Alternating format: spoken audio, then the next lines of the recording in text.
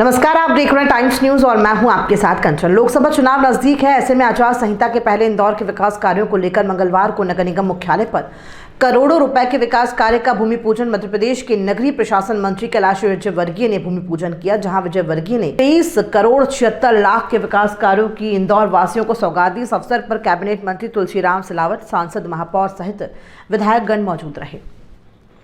इस दौरान कैबिनेट मंत्री कैलाश विजयवर्गीय ने मंच से अपने अंदाज में संबोधित करते हुए हर बार की तरह यहां भी चुटकी दी और कहा कि 22 वर्षों के बाद मैं इंदौर नगर निगम मुख्यालय में आया हूं और मुझे उद्घाटन की चीज का करवा रहे हैं, वो है शव वाहन का। वहीं कैलाश विजयवर्गीय ने कहा कि नगर निगम और महापौर की टीम इंदौर में बहुत अच्छा काम कर रही है और आज मंगलवार को कुछ अच्छे कामों का उद्घाटन मुझसे कराया गया है, जिसमें 6 मोक्ष वाहन, पंडित दीनदयाल रसोई के 5 वाहन, जिसमें 5 रुपए में गरीब लोगों को भोजन उपलब्ध कराया जाएगा। विजयवर्गीय ने कहा कि भोजन की क्वालिटी भी बढ़िया है, जिसे हमने भी टेस्ट किया और करीब 80 कचरा वाहनों का शुभारंभ किया गया। कैलाश विजयवर्गीय ने कहा कि इंदौर नगर निगम ने जवाबदारी को निभाया है। वहीं दीनदयाल रसोई योजना वाहन को लेकर विजयवर्गीय ने कहा कि मध्य प्रदेश के मुख्यमंत्री डॉक्टर मोहन यादव ने इस योजना को महत्वाकांक्षी बनाकर नगर निगम को निर्देशित किया है। इंदौर स्वच्छता में 7 बार नंबर 1 है और आगे भी नंबर 1 ही है। इसके लिए 80 नए कचरा वाहनों का फीता काट कर उनके भी शुभारंभ किया गया है। ये वाहन डोर टू डोर कचरा कलेक्ट करने के काम आएंगे। वहीं कैलाश विजयवर्गीय ने इंदौर की जनता को भी धन्यवाद देते हुए कहा कि सुबह नगर निगम के वाहन में वो कचरा डालते हैं और ये प्रतिष्ठा कायम रहे कि ये सभी की जवाबदारी है। वहीं कैलाश विजयवर्गीय ने कहा कि सौभाग्य से मुझे भी पार्टी ने इस विभाग का मंत्री बनाया है और मैं विश्वास दिलाता हूं कि इंदौर की और नगर निगम के काम में कोई कमी नहीं आने दी जाएगी। कैलाश विजयवर्गीय ने कहा कि हमने नगर निगम को चैलेंज दिया है कि जिसमें हम ट्रैफिक लाइट रोड कर दें और एक एक लाइन चिन्हित करके हम काम करेंगे ताकि इंदौर का यातायात सुगम हो सके। कैलाश विजयवर्गीय ने कहा कि 14 मार्च को इंदौर के विकास को लेकर एक महत्वपूर्ण बैठक बुलाई गई है ताकि भविष्य की प्लानिंग की जा सके। 25 साल बाद शहर कैसा हो, इसकी कल्पना इस बैठक में रखी जाएगी। वहीं सोमवार को केंद्र की मोदी सरकार द्वारा CAA के नोटिफिकेशन जारी करने पर बोले कि आज की तारीख में देश के अंदर ही हिंदू समाज जो विदेश में निवासरत है और जहां वो प्रताड़ित हो रहे हैं, उसके जाने के अलावा हमारे देश के अलावा कोई देश नहीं है। इसलिए हमारी जवाबदारी होती है कि उन लोगों को हम संरक्षण दें। उन्होंने कहा कि जिस तरीके से पाकिस्तान में हिंदुओं के साथ अत्याचार हो रहा है, उनकी बेटियों को उठाकर ले जाते हैं। जब देश का विभाजन हुआ था, तब पाकिस्तान में हिंदुओं का प्रतिशत 30% था, लेकिन आज 2 या 3% हिंदू बचे हैं और वो सब भारत आना चाहते हैं।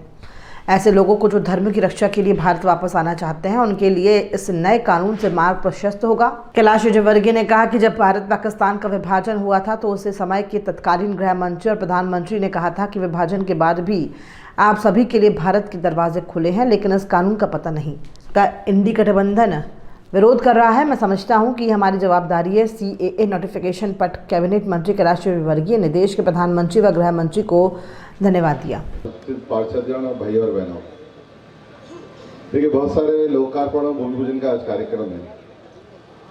मैं वो पुराना समय याद कर रहा था जब 20 साल पहले जब हमारी पहली बार परिषद बनी थी और आदरणीय कैलाश विजयवर्गीय जी महापौर बने थे और जनकार समिति का अध्यक्ष बनने का मौका मुझे मिला था।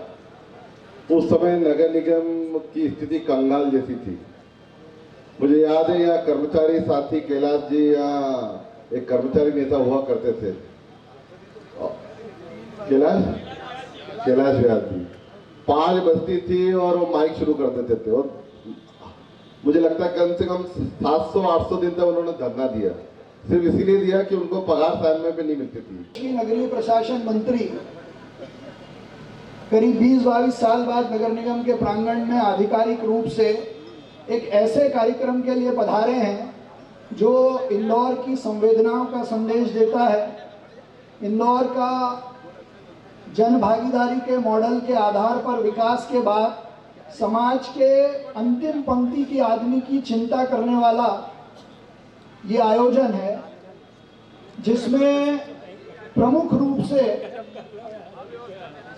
6 ऐसे मोक्ष रथ नगर निगम ने स्वयं ने तैयार कराए हैं, जो हर विधानसभा में यदि किसी के परिवार में कोई दिवंगत होता है तो उसको शव वाहन के लिए भटकना ना पड़े।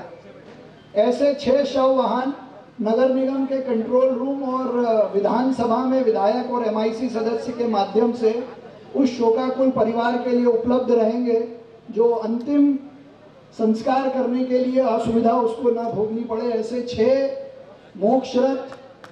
और मुझे आपको इस मंच को बताते हुए एक बहुत महत्वपूर्ण काम इंदौर नगर निगम ने किया है पिछले 1 साल से, कि इंदौर शहर में यदि कोई व्यक्ति अस्पताल में दिवंगत नहीं हुआ है तो 72 घंटे में निःशुल्क बिना आवेदन के नगर निगम खुद अपने शोक संवेदना के साथ मृत्यु प्रमाण पत्र उनके घर भेजने का काम कर रही है। और उनकी टीम बहुत अच्छा काम कर रही है। आज कुछ अच्छे कामों का उद्घाटन मुझसे भी करवाया। मोक्ष वाहन है, पंडित दीनदयाल उपाध्याय अन्न योजना, उसके माध्यम से 5 रुपये में गरीब लोगों को भोजन, और भोजन भी मैंने क्वालिटी देखी बहुत अच्छी है और हम सभी लोगों ने भोजन टेस्ट किया है। तो कुल मिलाकर अच्छी क्वालिटी का भोजन गरीब लोगों को मिले। वैसे देश के प्रधानमंत्री गरीबों के लिए प्रति व्यक्ति 5 किलो अनाज भी देते हैं, पर जो शहर में मजदूर हैं, जो मजदूरी करते हैं, वो वापस घर नहीं जा सकते। इसलिए उनको ज़रूरी है कि काम करते करते बीच में भोजन मिले, और नगर निगम ने इस जवाबदारी को उठाया है। हमारे मुख्यमंत्री डॉक्टर मोहन यादव जी ने इस योजना को बहुत ही महत्वाकांक्षी बनाकर नगर निगम को सहयोग देकर ये योजना चालू करवाई। इंदौर निश्चित रूप से स्वच्छता में नंबर 1 है, आगे भी नंबर 1 रहे। इसके लिए महापौर जी और उनकी टीम ने आज लगभग 80 गाड़ियों का, नई गाड़ियों का मुझसे फीता कटवा के उद्घाटन कराया। ये सब वाहन डोर टू डोर कचरा कलेक्शन में काम आएगी। मैं इसके माध्यम से इंदौर नगर की जनता को भी धन्यवाद देना चाहता हूँ कि वो नगर निगम को सहयोग करते हैं। सुबह ही सुबह जैसे ही गाड़ी पहुँचती है, लोग अपना घर का इकट्ठा कचरा गाड़ियों में डालते हैं। आज इंदौर की प्रतिष्ठा बड़ी है, ये प्रतिष्ठा कायम रहे ये हम सब की जवाबदारी है। और मैं निश्चित रूप से, मुझे उम्मीद है कि महापौर जी के नेतृत्व में इंदौर शहर और प्रगति करेगा। सौभाग्य से मुझे भी इस विभाग का मंत्री बनाया गया है पार्टी की ओर से। मैं भी आश्वस्त करना चाहूँगा कि नगर निगम के और इंदौर के विकास में कभी भी कोई कमी आने नहीं देंगे। और इंदौर स्वच्छता में नंबर 1। अभी हमने इनको चैलेंज दिया है महापौर जी को कि क्या हम एक रोड ऐसी निकालें जिसमें हम ट्रैफिक लाइट लेस रोड कर दें। तो एक रोड हम ऐसी चिन्हित करके करेंगे जिससे कि ट्रैफिक लाइट कम हो और यातायात सुगम हो। इस दिशा में भी हम लोग काम करेंगे। और आगे बहुत सारे काम है जो हमें करना है। 14 तारीख को मैंने इंदौर के विकास की एक बैठक बुलाई है, जिसमें महापौर जी से कहा है कि सारे जनप्रतिनिधियों के साथ हम लोग बैठेंगे और भविष्य की प्लानिंग बनाएंगे कि आगे आने वाले वर्षों में 1 साल में क्या करना है, 5 साल में क्या करना है और 10 साल में क्या करना है, और यहाँ तक कि 25 साल बाद शहर कैसा हो, इसकी कल्पना भी हमको अभी से करके ऐसी प्लानिंग करना चाहिए। इसके बारे में हम 14 तारीख को बैठेंगे और इसके बाद लगातार हम बैठते रहेंगे इंदौर के विकास को लेकर, जिससे कि आबाद गति से विकास चलता रहे। अच्छा है ये तो। देखिए, आज की तारीख में देश के अंदर जो हमारे हिंदू समाज हैं, वो लोग जो विदेशों के अंदर हैं, जहाँ वो प्रताड़ित हो रहे हैं, उनके लिए जाने के लिए अपने देश के अलावा और कोई देश नहीं है। और इसलिए हमारी जवाबदारी है कि उन लोगों को हम संरक्षण दें। जिस तरीके से पाकिस्तान में हिंदुओं के साथ अत्याचार हो रहा है, उनके बेटियों को उठा के ले जाते हैं। अब पाकिस्तान में जब देश का विभाजन हुआ था, जब 30% हिंदू थे, आज 2 या 3% हिंदू बचे हैं। तो वो सब भारत आना चाहते हैं। तो ऐसे लोगों के लिए जो अपने धर्म की रक्षा के लिए वापस इस देश में आना चाहते हैं, क्योंकि जब विभाजन हुआ था तब तत्कालीन गृह मंत्री ने और प्रधानमंत्री ने कहा था कि आपके लिए हमेशा दरवाजे